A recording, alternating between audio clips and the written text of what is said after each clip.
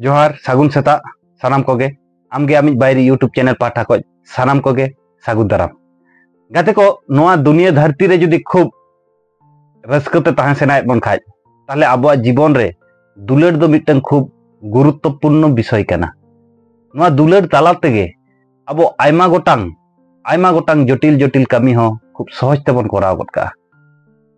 इन दो नोआ दुलड़ रिया कथाñ लैया जहां पढ़ाव प्रति दुलड़, दिसोम प्रति दुलड़, गाते प्रति दुलड़, जुरी प्रति दुलड़ आरो आयमा नोंकाना दुलड़ मेना। ओना खो झतो सरेस दुलड़ दो हुयुक कना आयो बाबा दुलड़ जहां गिदरा प्रति दुलड़ तहना। नोआ दुलड़ गे नोआ धरती पुरी रे झतो खो सरेस दुलड़ और जहां को लिया निस्वार्थ दुलड़ और बाकी दुलड़ दो आबो बन बाड़ाय गया। नोआ नितो जहां कलिजुग बन सेटर कना नोआ कलिजुग रे दुलड़ निये हो आदि रकम व्यवसा आरंभ कना। तो जायक ओना को दो आलोचना विषय दो बांग कान ताबोना। नोआ पृथ्वी रे नोआ दुनिया धरती रे झतो खो सरेस दुलड़ दो हुयुक कना आयो बाबा दुलड़। ओना खातिर को लैया आयो बाबा दुलड़ दो गिदरा प्रति जहां तहना ओना दो निरट और आदि माने खाटी दुलड़ और बाकी दुलड़ को दो मिटन फैक्सिंग दुलड़ कना। उनकाना गे मिटन हुडिज माछा कहानी तेन दो कहानी तालातेñ बुझाव बना आयो बाबा दुलड़ तिना मिटन आबो जीवन रे एप्लीकेबल से तिना मिटन गुरुत्वपूर्ण रोल प्लेया।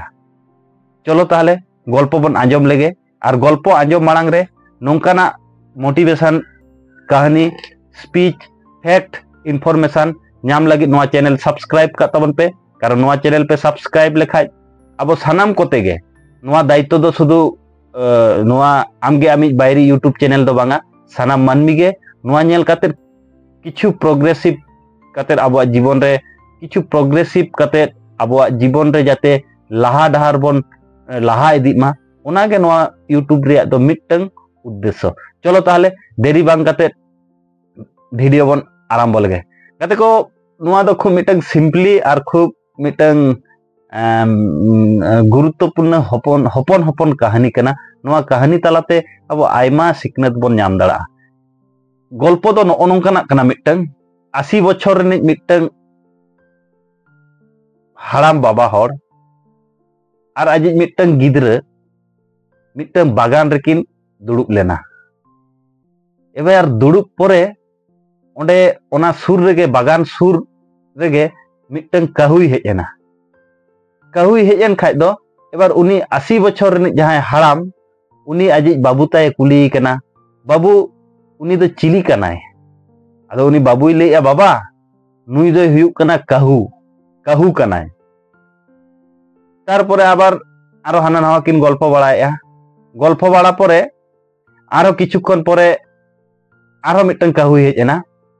उन समय कुली कना बाबू नुई दो अकोय कनाय। आदो उनी आरो लई किया जे किछुक्षण मार गे तुई लैयात मिया बाबा नुई दो काहू कनाय। तारपरे आरो गल्प बाड़ाय किन आड़ा बाड़ाय किन आरो किछुक्षण परे आरो कुली कना ले बाबू नुई दो अकोय कनाय। आदो लिया आम दो बाम आंजम टिकिया से चेद बार पे धाव लैयात मिया नुई दो काहू कनाय नुई दो काहू कनाय। तारपरे आरो ओंका गे किछुक्षण परे आरो कुली कना बाबू नुई दो अकोय कनाय। एबार पे पुन धाव कुली परे उनी गिदरा दो माने रागी काते मेताय कनाय आम दो बुझाव शक्ति हो कम आकान तामा तीना धाव लैयात मिया नुई दो काहू कनाय काहू कनाय काहू कनाय आम दो बुझाव गे बाम बुझाव दाड़ा कना। गाते को पे पुन धाव लई परे गे उनी गिदरा बिरक्त काते आज बाबा चेतान आजा रागी प्रकाश किया से मोचा मोचा लई उतर दिया। एबार 80 बछर रे उनी हाड़ाम चेद हो बांग लई काते हतबाक काते ओड़ा सेद चलायना। ओड़ा सेद सेन काते मिटन डायरी अगू किया। डायरी अगू काते मेताय कना बाबू नोआ डायरी कटिज आम खूब मनोजोग काते पढ़ाव में। एबार उनी बाबू गिदरा ओना मनोजोग काते पढ़ावा ओना डायरी रे नोआ गे ऑल ताहे कना तेहेñ खोज प्राय अड़ी दिन मांग रे जखन आजा उनी बाबू गिदरा बयस ताहे कना 3 बछर उन समय ᱱᱚᱣᱟ ᱵᱟᱜᱟᱱ ᱨᱮᱜᱮ ᱱᱚᱣᱟ ᱡᱟᱭᱜᱟ ᱨᱮᱜᱮ ᱩᱱᱤ ᱟᱡ ᱵᱟᱵᱟ ᱥᱟᱞᱟᱜ ᱫᱩᱲᱩᱵ ᱠᱟᱛᱮᱫ ᱡᱚᱠᱷᱚᱱ 30 ᱫᱷᱟᱣᱮ ᱠᱩᱞᱤ ᱞᱮᱫᱮᱭᱟ ᱡᱮ ᱱᱩᱭ ᱫᱚ ᱪᱤᱞᱤ ᱠᱟᱱᱟᱭ, ᱱᱩᱭ ᱫᱚ ᱪᱤᱞᱤ ᱠᱟᱱᱟᱭ, ᱟᱡ ᱵᱟᱵᱟ ᱠᱤᱱᱛᱩ 30 ᱫᱷᱟᱣ ᱜᱮ ᱞᱟᱹᱭ ᱠᱟᱫᱮᱭᱟ ᱱᱩᱭ ᱫᱚ ᱠᱟᱦᱩ ᱠᱟᱱᱟᱭ, ᱠᱟᱦᱩ ᱠᱟᱱᱟᱭ, ᱠᱟᱦᱩ ᱠᱟᱱᱟᱭ, ᱢᱮᱱᱠᱷᱟᱱ ᱠᱳᱱᱳ ᱵᱤᱨᱚᱠᱛᱚ ᱵᱟᱭ ᱯᱷᱤᱞ ᱠᱟᱜᱼᱟ। ᱛᱮᱦᱮᱧ ᱡᱟᱭᱜᱟ ᱚᱱᱟ সময় বদল আকানা, মেনখান 2 ধাও সে 3 ধাও কুলি কাতেদ গে আজ বাবা চেতান রে মিটটাং বিরক্তি প্রকাশ কাতেদ নিতো আজ বাবা চেতান রে মিটটাং বিতৃষ্ণা তেয়ারক কানা। যাতে কো নোয়া দো সময় রেয়াক গে মিটটাং পরিণাম কানা।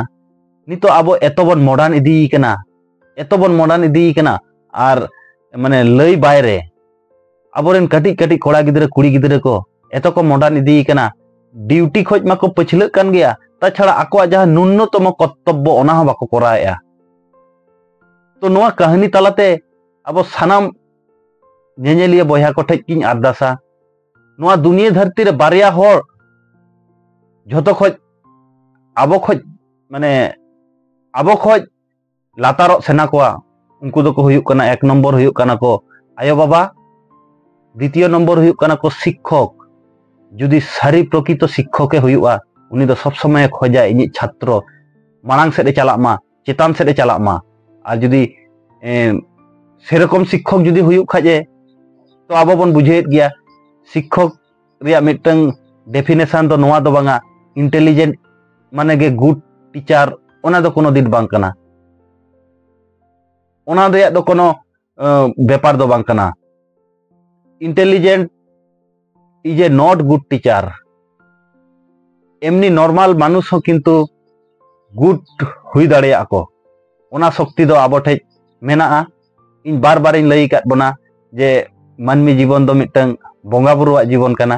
নোয়া জীবন আবো চেদ কাতে বন ডিলা ওনা দো আবো ঠেজ গে, কিন্তু সানাম মানমি গে বন বুঝেও মা আবোয়াগ ভিতর দো অফুরন্ত মিটটাং ভগবানাগ দাড়ে মেনাআ।